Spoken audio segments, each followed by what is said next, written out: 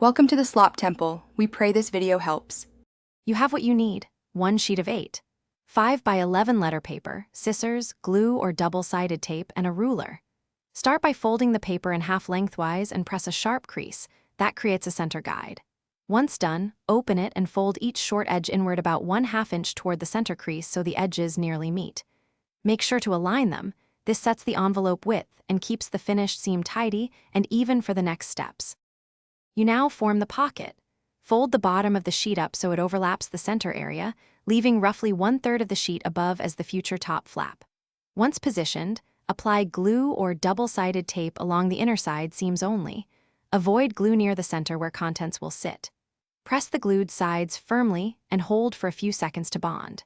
Make sure to trim any stray paper for a clean edge. This prevents bulging when you insert contents. You finish by folding the top flap down over the pocket and tucking it in or gluing it once contents are inserted. Press evenly along the flap to ensure a good seal. This prevents the envelope from opening in transit.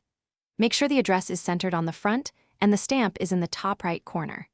If the envelope bulges or pops open, reopen the seam, reposition the contents so they lie flat, and reinforce the side seams with narrow tape to strengthen weak. Thanks for watching. Consider subscribing if we helped you.